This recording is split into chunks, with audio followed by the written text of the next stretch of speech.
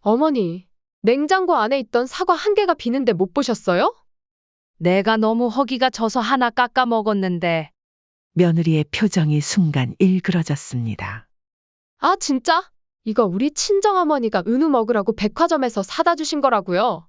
비싼 건데 그걸 왜 어머니가 드세요? 비싼 건 줄 몰랐어. 미안하다. 어머니, 남의 집 냉장고 함부로 여는 건 예의가 없는 행동 아니에요? 가정교육 못 받으셨어요? 남의 집 냉장고? 네. 앞으로 저희 집에서 물 한 잔도 제 허락 받고 드세요. 거지도 아니고, 진짜! 너 지금 뭐라고 했어? 나도 이제 더는 못 참겠다. 내가 종일 손주 봐줬으면 고맙다고 하지는 못할 망정. 쫄쫄 굶다가 사과 하나 꺼내 먹었다고 시어머니한테 물 한 잔도 허락 받고 마시라고? 아, 어머니, 제가 그런 뜻으로 말씀드린 게 아니라, 이 집 누구 집이라고 생각하니? 그야 당연히 저희 집이죠. 아니지. 내 집이지. 내가 너희한테 이 집 내어줬다고? 내 집이 아닌 줄 알았어? 어머니, 갑자기 왜 그런 말씀을 하세요? 남의 집 냉장고 문 열었다고 예의 없다는 사람이면 그럼 남의 집에 얹혀 사는 너는 대체 뭐니? 내 집에서 당장 나가. 네? 지금 저보고 나가라는 거예요? 그 순간 현관문이 열리고 아들이 들어왔습니다. 여보, 어머니가 나보고 나가래. 좀 말려봐. 밖에서 다 들었어. 너 우리 엄마한테 뭐라고 한 거야? 아니, 어머니가 멋대로 사과를 꺼내 드셔서 기분이 좀 나빠가지고. 기분 나쁘면 우리 엄마한테 그런 말 해도 돼? 여보, 미안해. 내가 잠깐 예민했어. 우리 집에서 나가? 뭐? 내 말대로 남의 집에서 허락 없이 냉장고도 열면 안 되는 거 아니었어? 근데 너는 우리 엄마 집에서 왜 이러고 있어? 안녕하세요. 이 사연의 주인공은 68세 송희숙 씨입니다. 송 씨 할머니는 평생을 가족을 위해 헌신하며 살아온 평범한 전업주부였고 남편과 함께 알뜰살뜰하게 살아왔습니다. 하지만 5년 전 사랑하는 남편이 세상을 떠났고 그 이후 송 씨 할머니는 홀로 남겨졌습니다. 다행히 송 씨 할머니에겐 하나뿐인 아들, 주원이 있었습니다. 아들은 착하고 성실한 성격에 효심까지 깊었습니다. 아버지가 떠난 뒤 아들은 아버지의 빈자리가 느껴지지게 더욱 어머니를 극진히 모셨습니다.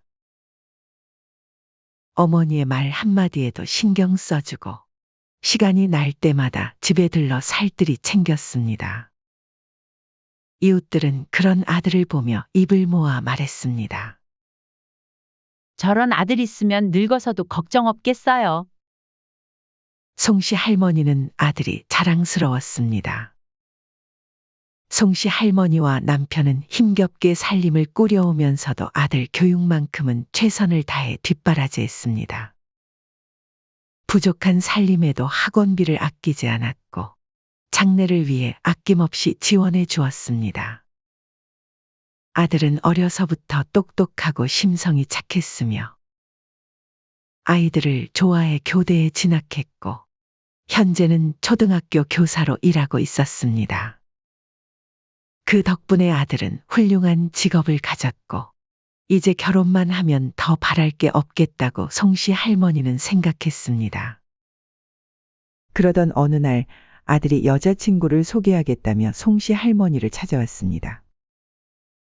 엄마, 나 결혼하고 싶은 사람이 생겼어요. 송 씨 할머니는 순간 가슴이 두근거렸습니다. 그래, 우리 주원이 드디어 짝을 만났구나. 어떤 아이길래 우리 아들 마음을 사로잡았니? 아들은 수줍게 웃으며 대답했습니다.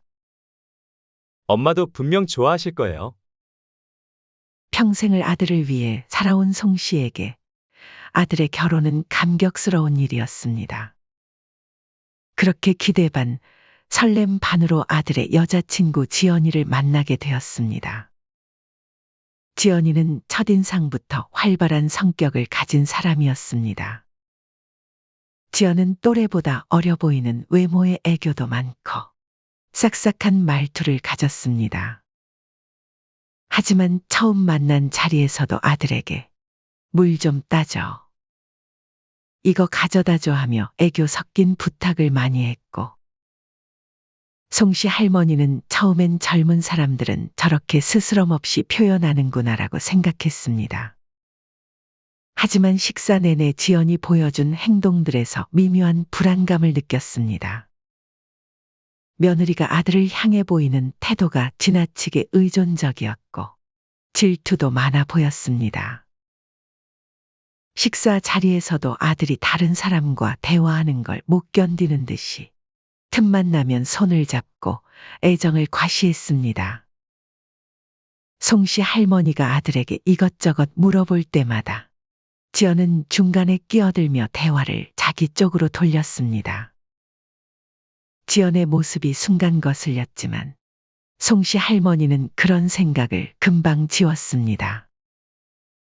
나이에 비해 조금 아이 같네.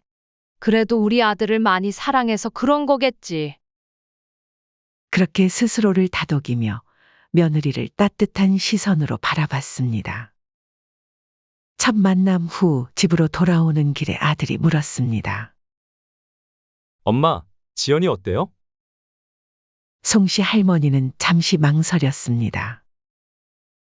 그래, 활발하고 귀여운 아이네. 너를 많이 좋아하는 것 같아.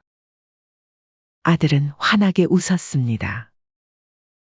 그쵸? 저도 그래서 지연이가 좋아요.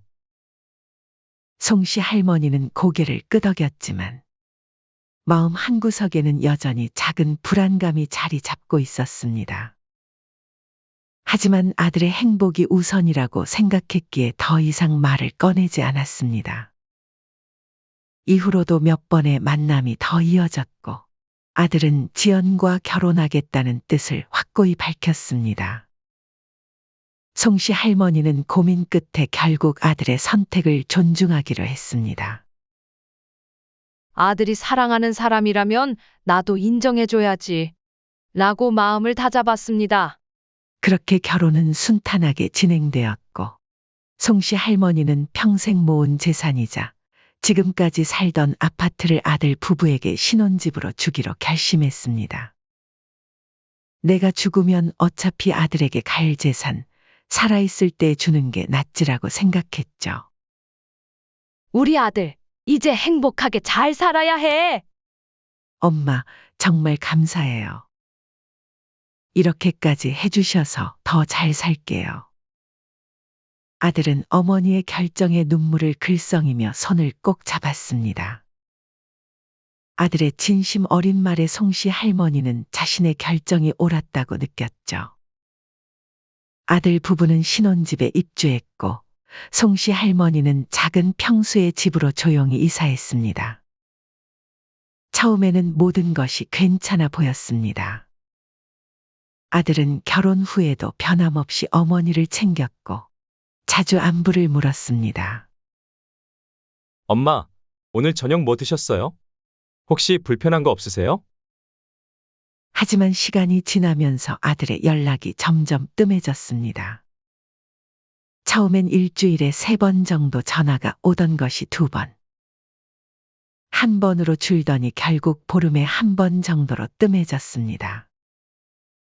결혼하면 다들 이렇게 바빠지지. 며느리랑 알콩달콩 지내느라 그런가 보네. 하지만 진짜 문제는 따로 있었습니다. 바로 송 씨와 며느리와의 관계가 좋지 않다는 것이었죠. 결혼 전에는 그나마 예의 바르게 굴던 며느리는 점점 무뚝뚝해지고 며느리는 결혼 후 시댁의 발길을 뚝 끊어버렸죠. 그러던 중 결혼하고 첫 명절이 다가왔습니다. 송씨 할머니는 아들 부부를 맞이하기 위해 전날부터 정성스레 음식을 차려놓고 기다렸습니다. 명절 당일 아들 부부가 오는데 며느리의 표정이 좋지 않았습니다.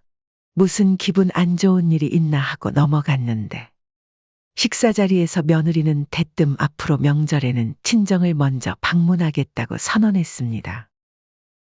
첫 명절이었고 별 다른 말이 없으면 시댁을 먼저 방문하는 것이 일반적이었죠. 왜 명절에 시댁 먼저 가야 해? 친정은 중요하지 않다는 거야? 명절에 친정 먼저 안 가면 앞으로 시댁에 아예 안 갈 거니까 그렇게 알아. 이에 아들은 조심스럽게 말했습니다. 이미 결혼 전에 다 이야기된 거 아니었어? 시댁이 더 가까운 데다가 처가랑은 다르게 우리 어머니는 명절에 혼자 계시니까 시댁 먼저 들리기로 했잖아. 아들은 차분하게 며느리를 설득하려고 했으나 며느리는 이를 듣지 않고 앞으로 명절엔 아들만 가라며 나중에 애 낳아도 자신은 애 데리고 친정만 갈 거라며 고집을 부렸습니다. 송씨 할머니는 아들 부부의 갈등을 원치 않아 금방 타협안을 제시했습니다. 난 괜찮아, 주원아. 며느리가 원하는 대로 해. 요즘 시대에 시댁 먼저, 친정 먼저가 뭐가 중요하겠니? 나는 나중에 와도 괜찮아. 그렇게 다음부터 명절은 지연의 뜻대로 친정을 먼저 방문하게 되었습니다. 사실 송씨 할머니는 명절에 아들네가 친정에 먼저 가는 것은 전혀 상관없었습니다. 상황에 따라 달라질 수 있는 것이니 잘못되었다고 생각하지도 않았죠. 하지만 걱정이 되는 건 바로 며느리의 태도였습니다. 심지어 시어머니도 있는 식사 자리에서 언성을 높이고 자신의 고집만 일방적으로 주장하는 모습에서 아들의 결혼 생활이 걱정이 되었습니다. 더구나 아들이 자신의 의견을 말할 때마다 노골적으로 짜증을 내는 지연의 모습을 보며 송씨 할머니는 아들이 집에서 어떤 대우를 받고 있을지 점점 더 우려되었습니다. 명절 이후 송씨 할머니는 더욱 소외감을 느꼈습니다. 심지어 며느리는 송씨에게 연락 한 번 하지 않았습니다. 점점 송씨 할머니는 며느리와의 관계가 안 좋아지고 아들과도 멀어지자 깊은 소외감을 느꼈습니다. 하지만 송씨 할머니는 아들의 결혼 생활을 망치고 싶지 않았고 무엇보다 아들이 행복하기를 바랐기에 자신의 서운함을 내색하지 않았습니다. 그러던 중 우연찮게 송씨 할머니는 뜻밖의 소식을 알게 되었습니다. 바로 며느리의 임신 소식이었죠. 카카오톡 화면에서 우연히 며느리의 프로필 사진을 보게 되었는데 그곳에는 태아의 초음파 사진이 올라와 있었습니다. 어머, 이게 뭐지? 송씨 할머니는 놀라움을 감추지 못했습니다. 떨리는 마음으로 아들에게 전화를 걸었습니다. 주원아, 혹시 지연이 임신한 거니? 초음파 사진도 있던데. 전화 너머로 아들의 당황한 목소리가 들려왔습니다. 아, 엄마, 그거 알고 계셨어요? 사실 말씀드리려고 했었는데 한 5개월 되었어요. 송씨 할머니는 진심으로 축하한다는 말을 건넸지만 왜 이렇게 중요한 일을 미리 알려주지 않았는지 묻지 않을 수 없었습니다. 주원아, 그렇게 중요한 걸 왜 이제서야 말해주니? 가족이면 제일 먼저 알았어야 할 소식인데. 아들은 잠시 망설이다가 대답했습니다. 그게 아내가 어머니한테는 말하지 말라고 해서요. 아내가 임신 초기라 예민해서 조심했어요. 안정기 접어들면 말씀드리려고 했어요. 아들의 말이 이해가 가지 않는 것은 아니었지만 먼저 말해주지 않은 것에 살짝 서운한 감정이 드는 것은 어쩔 수 없었습니다. 그날 저녁 놀랍게도 오랫동안 연락이 없던 며느리에게서 전화가 왔습니다. 어머니, 그동안 잘 지내셨어요? 며느리의 목소리는 평소보다 상냥했습니다. 하지만 이어진 말은 송씨 할머니의 기대와는 완전히 달랐습니다. 오빠한테 들으셨죠? 저 임신한 거. 출산 후에 가려고 하는 산후조리원이 있는데 비용이 좀 많이 비싸서요. 혹시 어머니께서 좀 도와주실 수 있을까요? 송씨 할머니는 순간 할 말을 잃었습니다. 임신 소식도 직접 알려주지 않은 며느리가 이제 와서 돈 얘기를 꺼내다니. 하지만 곧 태어날 손주를 생각하며 마음을 다잡았습니다. 얼마나 필요한데? 500만 원 정도요? 제가 알아본 조리원이 정말 좋대요. 꼭 가고 싶어요. 알았어. 내가 보내줄게. 며느리는 그제야 밝은 목소리로 감사합니다, 어머니라고 말했습니다. 그 말이 끝나자마자 통화는 재빨리 끝났습니다. 송씨 할머니는 조금 무리해서 며느리가 가고 싶다던 조리원 비용을 전액 지원해 주었습니다. 그러나 원하는 걸 은 며느리는 다시 연락이 뜸해졌고 아들을 통해 임신 상태만 간간히 전해 들을 뿐이었습니다. 몇 달이 지나 드디어 손주가 태어났다는 소식을 들은 송씨 할머니는 기쁨을 감출 수 없었습니다. 아들로부터 어머니, 아들이에요. 건강하게 태어났어요. 라는 전화를 받은 순간 송씨는 가슴이 벅차올랐습니다. 정말 축하한다. 며느리가 조리원에 들어간 다음 날 송씨 할머니는 며느리에게 직접 전화를 걸었습니다. 지연아, 언제 시간 되니? 면회 가도 될까? 우리 은우 얼굴이 너무 궁금하네. 며느리는 짧은 침묵 끝에 대답했습니다. 어머니, 여기 산후조리원은 면회가 제한적이라 친정 엄마만 가능해요. 코로나 이후로 규정이 바뀌었거든요. 응? 무슨 그런 규정이 있어? 알겠다. 그럼 조리원에서 나오면 그때 보러 가마. 송씨 할머니는 그 말을 곧이곧대로 믿었습니다. 아쉬운 마음에 손주가 조리원에서 나오면 빨리 보고 싶다는 말만 남기고 전화를 끊었습니다. 그러나 얼마 후 송씨 할머니는 충격적인 사실을 알게 되었습니다.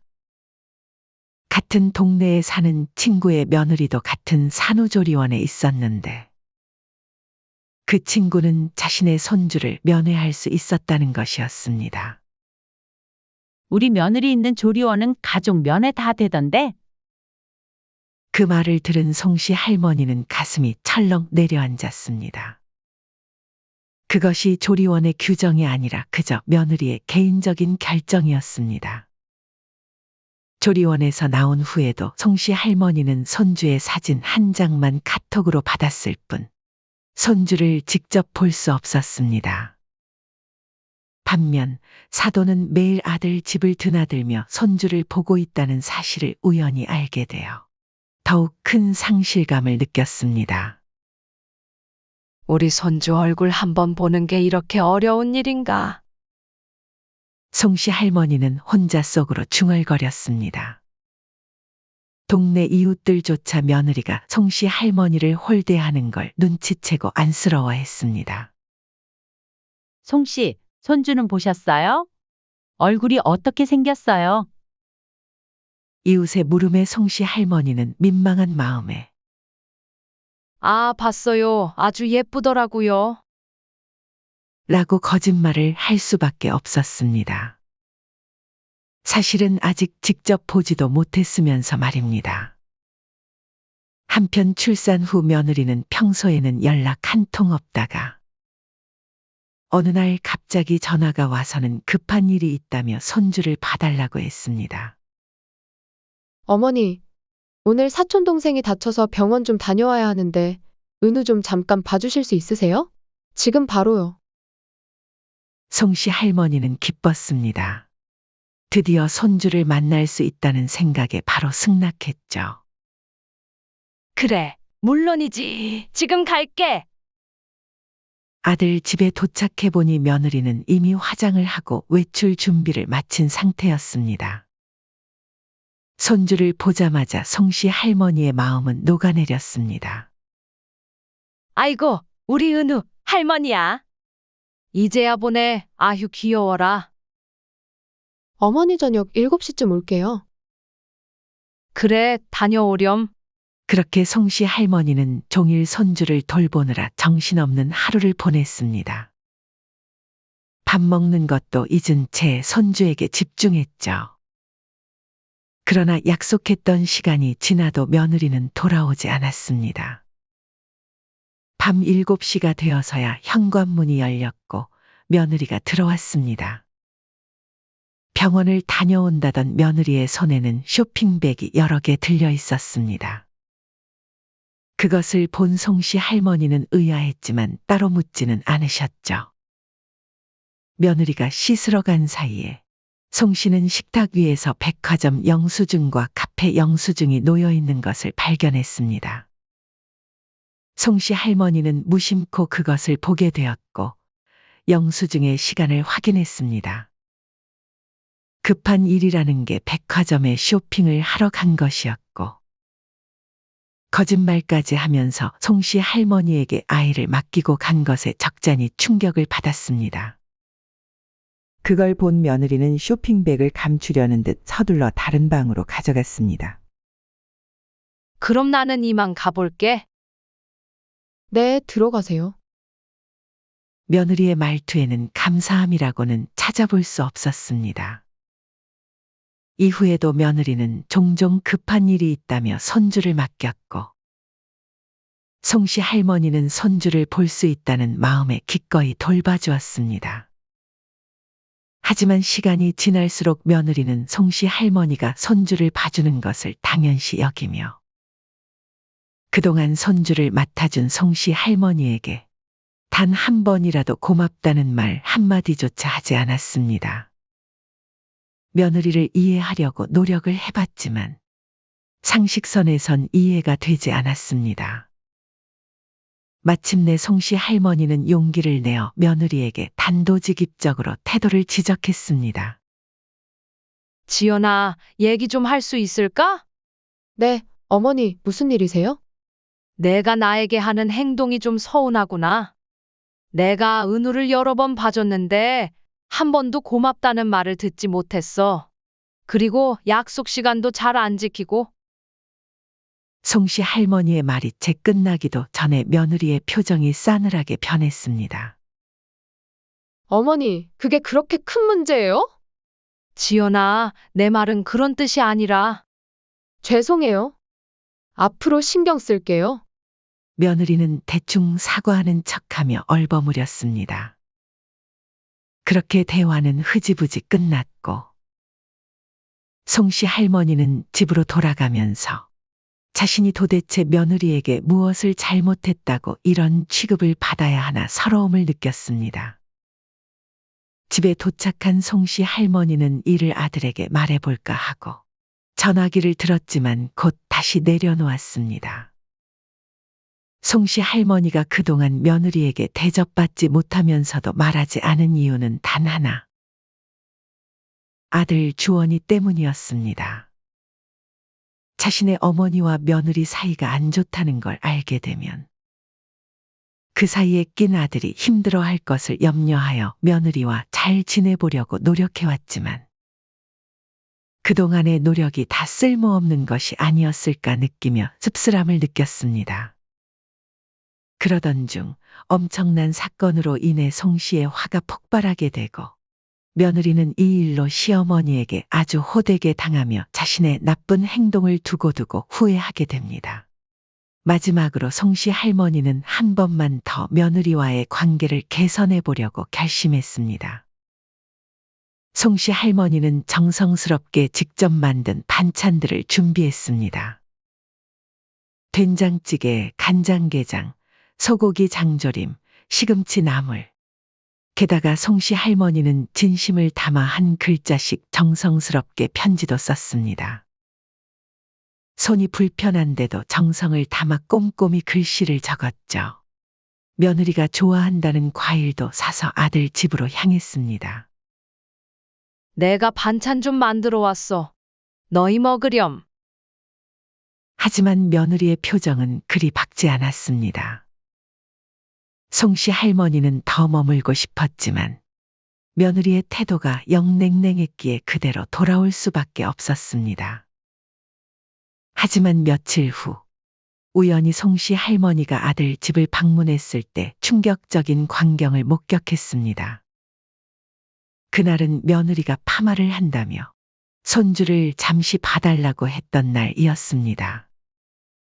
아들은 마침 출근한 후였고 며느리만 집에 있었습니다. 아들 집에 도착해 송씨 할머니는 발걸음을 옮겨 부엌으로 갔고 그곳에서 충격적인 광경을 목격했습니다. 자신이 정성스럽게 만든 반찬들이 음식물 쓰레기통에 버려져 있었던 것입니다. 심지어 한 입도 먹어보지 않은 상태로 말입니다. 송씨 할머니는 큰 충격을 받았지만 혹시라도 착각한 것일까 싶어 며느리에게 조심스럽게 물어보기로 했습니다. 그때 마침 며느리가 부엌으로 들어왔습니다. 지연아, 이거 내가 만들어준 반찬 아니니? 왜 다 버려져 있어? 며느리는 잠시 당황한 기색을 보였지만 곧 아무렇지도 않게 웃으며 대답했습니다. 어머님, 요즘 누가 집밥 먹어요? 치우기 곤란하니까 이런 거 만들어 오지 마세요. 내가 쓴 편지는 읽어봤니? 며느리는 당황한 듯 고개를 갸웃거렸습니다. 내 편지요? 그런 게 있었어요? 송씨 할머니는 구겨진 편지를 가리켰습니다. 그것도 쓰레기통에 버려져 있었죠. 며느리는 잠시 눈을 피하더니 어색하게 웃었습니다. 아, 그거요? 안쪽에 있어서 몰랐어요. 죄송해요. 사과는 받았지만 송씨 할머니는 자신의 정성과 진심이 무시당하고 조롱당하는 것 같아 깊은 상처를 받았습니다. 그 순간 송씨 할머니는 결심했습니다. 더 이상 무조건적인 희생은 하지 않기로 말입니다. 며느리는 미용실을 가고 송씨 할머니는 아무 말 없이 손주를 돌보기 시작했습니다. 송씨 할머니는 아침부터 손주와 놀아주며 하루 종일 밥도 먹지 못한 채 시간을 보냈습니다. 오후가 되자 송씨 할머니는 허기가 느껴졌습니다. 잠깐 뭐라도 먹어야겠구나. 송씨 할머니는 손주가 낮잠을 자는 틈을 타 냉장고 문을 열었습니다. 냉장고 안에는 빵과 과일 등이 있었고 평소 밀가루를 좋아하지 않던 송씨 할머니는 그 중에서 사과를 꺼내서 하나 깎아 먹었습니다. 그렇게 손주를 돌보다가 저녁이 되었고 며느리가 돌아왔습니다. 어머니, 수고 많으셨어요. 은우는 잘 있었죠? 그래, 잘 놀았어. 낮잠도 잘 자고. 며느리는 냉장고를 열어 음료수를 꺼내더니 문득 뭔가를 발견한 듯 놀란 표정을 지었습니다. 그리고는 갑자기 싸늘한 목소리로 물었습니다. 어머니, 냉장고 안에 있던 사과 한 개가 비는데 못 보셨어요? 송씨 할머니는 솔직하게 대답했습니다. 내가 너무 허기가 져서 하나 깎아 먹었어. 며느리의 표정이 순간 일그러졌습니다. 아, 진짜. 이거 우리 친정어머니가 은우 먹으라고 백화점에서 사다 준 거라고요. 비싼 건데 그걸 왜 어머니가 드세요? 송씨 할머니는 당황했습니다. 비싼 건 줄 몰랐어. 미안하다. 그러자 며느리의 목소리가 더욱 날카로워졌습니다. 어머니, 남의 집 냉장고 함부로 여는 건 예의가 없는 행동동 아니에요? 가정교육 못 받으셨어요? 그 말을 듣는 순간 송씨 할머니의 머릿속에서 뭔가가 툭 하고 끊어졌습니다. 남의 집 냉장고? 송씨 할머니가 되물었습니다. 하지만 며느리는 당당하게 대답했습니다. 네. 앞으로 저희 집에서 물 한 잔도 제 허락 받고 드세요. 거지도 아니고, 진짜! 송씨 할머니는 이제는 더 이상 참을 필요가 없다는 생각이 들었습니다. 너 지금 뭐라고 했어? 나도 이제 더는 못 참겠다. 내가 종일 손주 봐줬으면 고맙다고 하지는 못할 망정. 배고파서 사과 하나 꺼내 먹었다고 시어머니한테 물 한 잔도 허락 받고 마시라고? 며느리는 송씨 할머니의 갑작스러운 분노에 당황한 듯 했습니다. 아? 어머니, 제가 그런 뜻으로 말씀드린 게 아니라, 하지만 송씨 할머니는 말을 끊고 계속했습니다. 이 집 누구 집이라고 생각하니? 며느리는 자신만만하게 대답했습니다. 그야 당연히 저희 집이죠. 아니지. 내 집이지. 내가 너희한테 이 집 내어줬다고? 내 집이 아닌 줄 알았어? 며느리의 표정이 굳어졌습니다. 남의 집 냉장고 문 열었다고 예의 없다는 사람이면 그럼 남의 집에 얹혀 사는 너는 뭐니? 송씨 할머니의 말에 며느리는 얼굴이 하얗게 변했습니다. 어머니, 갑자기 왜 그런 말씀을 하세요? 송씨 할머니는 꿈쩍도 하지 않고 단호하게 말했습니다. 내 집에서 당장 나가. 네? 지금 저보고 나가라는 거예요? 그 순간 현관문이 열리고 아들이 들어왔습니다. 여보, 어머니가 나보고 나가래. 좀 말려봐. 며느리는 아들에게 달려가 팔을 붙잡으며 울먹였습니다. 아들의 표정은 무척 화가 나 있었습니다. 하지만 아들은 자신의 어머니가 아닌 아내를 바라보며 버럭 소리쳤죠. 밖에서 다 들었어? 너 우리 엄마한테 뭐라고 한 거야? 아들의 목소리는 차가웠습니다. 그러자 며느리는 당황한 듯 변명을 시작했습니다. 아니, 어머니가 멋대로 사과를 꺼내 드셔서 기분이 좀 나빠가지고. 기분 나쁘면 우리 엄마한테 그런 말 해도 돼? 아들의 질문에 며느리는 잠시 입을 다물었다가 황급히 사과했습니다. 여보, 미안해. 내가 잠깐 예민했어. 우리 집에서 나가? 며느리는 충격을 받은 듯 흠칫 놀랐습니다. 뭐? 아들은 싸늘한 목소리로 말을 이었습니다. 내 말대로 남의 집에서 허락 없이 냉장고도 열면 안 되는 거 아니었어? 근데 너는 우리 엄마 집에 왜 이러고 있어? 며느리의 얼굴이 하얗게 질렸습니다. 자신의 말이 이렇게 되돌아올 줄은 몰랐던 것 같았습니다. 여보, 남이라니 농담이지? 며느리의 목소리가 떨렸습니다. 하지만 아들의 표정은 단호했고 이미 결심한 듯했습니다. 우리 엄마가 집 해준 걸 감사했으면 엄마한테 그런 식으로 대했을 리가 없잖아. 며느리는 자신이 잘못했다며 울고불고 난리를 쳤습니다. 여보, 겨우 사과 하나 가지고 이러는 거 너무한 거 아니야? 아들은 싸늘한 눈빛으로 며느리를 쳐다보았습니다. 겨우 사과하나? 너 같은 여자랑은 무서워서 못 살겠다. 너 지금까지 나한테 뭐라고 했어? 엄마랑 사이 좋다며? 근데 뒤에서는 이렇게 행동하면서 날 속인 거야? 며느리는 눈물을 뚝뚝 흘리며 떨리는 목소리로 말했습니다. 당신이랑 어머님이 너무 가까워 보이니까 처음엔 그냥 조금 서운했던 건데, 당신이랑 어머님 사이를 질투한 것 같아. 그래서 어머님을 미워하게 된 거고. 아들은 황당하다는 듯 며느리를 쳐다봤습니다. 뭐? 질투? 내가 친어머니랑 가깝다고 질투를 해? 그러다 보니 어느 순간 그냥 어머님을 무시하고 홀대하는 게 당연하게 느껴졌어. 아들은 고개를 저으며 깊은 한숨을 내쉬었습니다. 그리고는 며느리의 지갑과 옷가지를 챙겨 현관으로 던졌습니다. 며느리는 울면서 물었습니다. 설마 이혼하자는 거야? 아들은 대답 대신 등을 돌렸습니다. 송씨 할머니는 그 광경을 묵묵히 지켜보고 있었죠.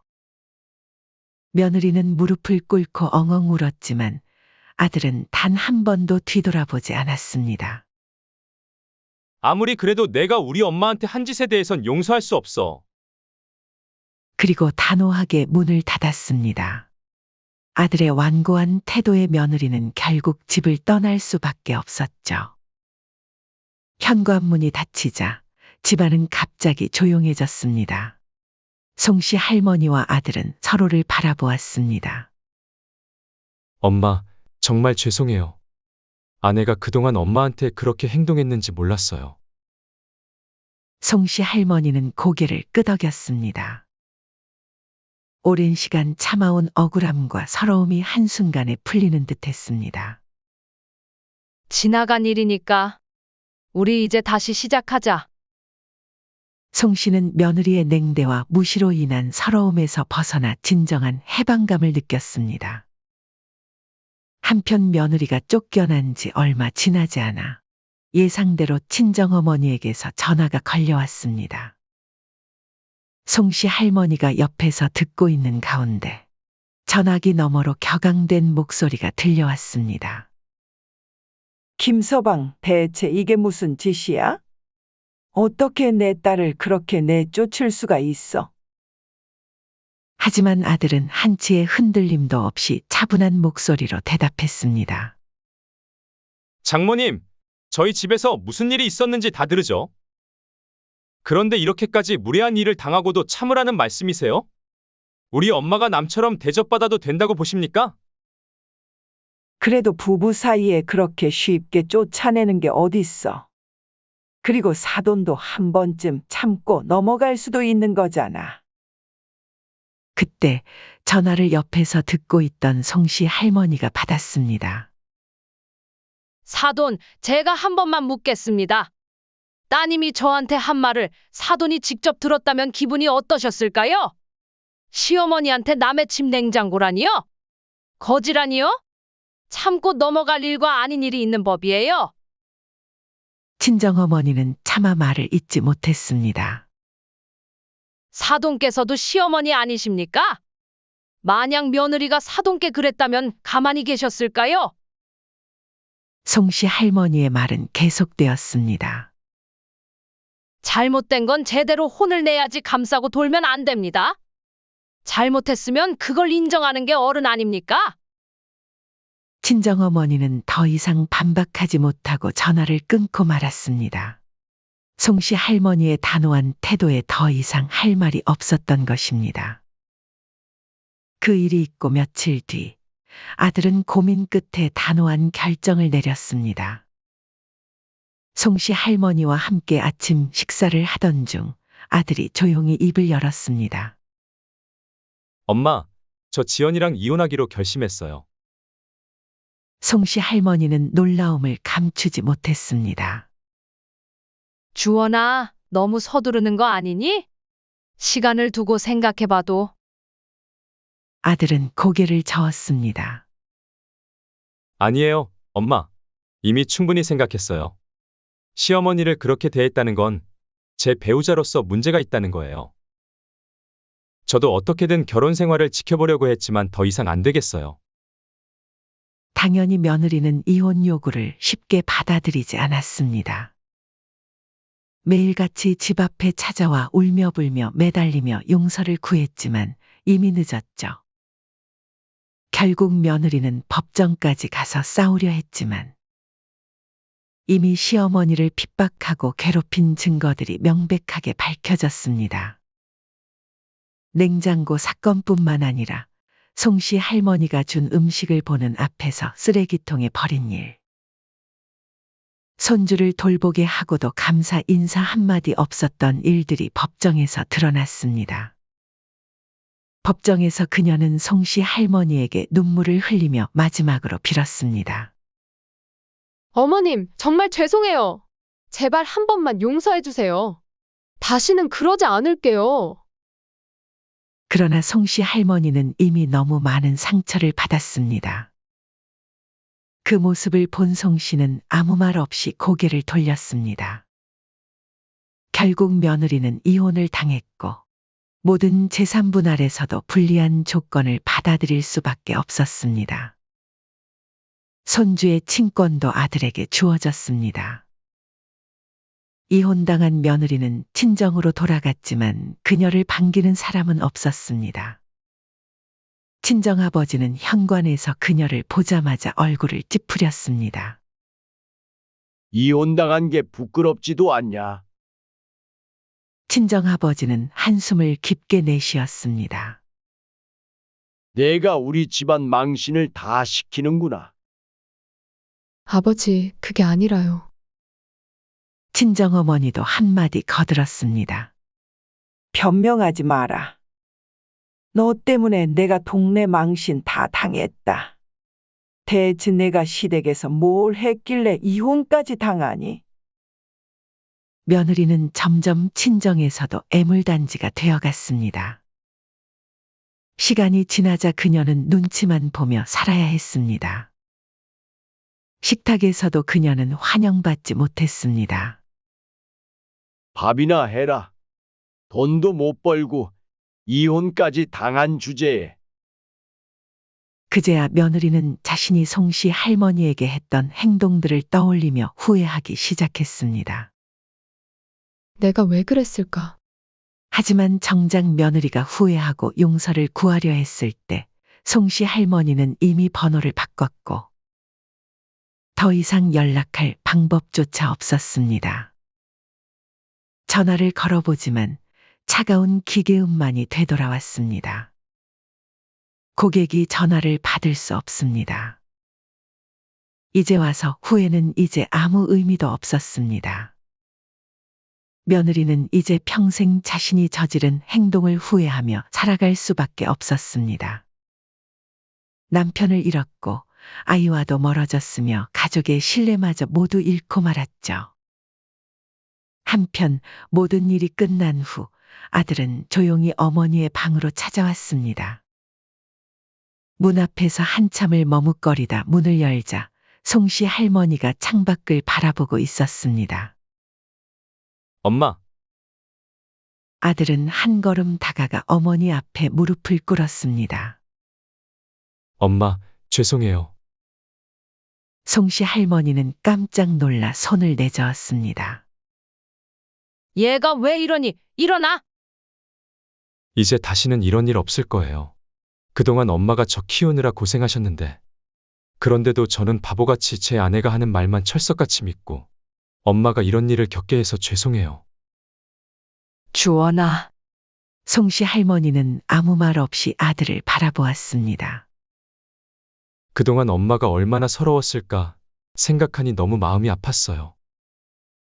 이제는 엄마가 아무 걱정 없이 편안하게 지내실 수 있도록 제가 옆에서 지킬게요. 송씨 할머니의 눈가가 촉촉해졌습니다. 너도 힘들었을 텐데 고맙구나. 아들은 어머니의 손을 꼭 잡았고 송씨 할머니는 결국 아들의 손을 꼭 감싸 쥐었습니다. 몇 개월 후 유채꽃이 흐드러지게 핀 제주도의 들판에서 두 모자는 나란히 앉아 있었습니다. 아들의 제안으로 떠난 여행이었습니다. 물론 손주도 함께였습니다. 엄마, 그냥 저 결혼 안 하고 엄마랑 살까요? 아들이 장난스럽게 묻자 송씨 할머니는 빙그레 웃었습니다. 바보 같은 소리 하지 마라. 너도 더 좋은 짝 만나서 다시 행복해야지. 아들은 어머니를 바라보며 미소 지었습니다. 자신을 괴롭히던 며느리는 자신의 행동으로 인해 모든 것을 잃고 후회하는 동안 송씨 할머니는 아들과 손주와 함께 당당하고 행복한 삶을 살아가게 되었습니다. 그것이야말로 며느리를 향한 가장 통쾌한 복수였습니다. 아들은 어머니의 어깨를 감싸며 말했습니다. 엄마, 이제 우리만 행복하게 살아요. 송씨 할머니는 고개를 끄덕이며 미소 지었습니다.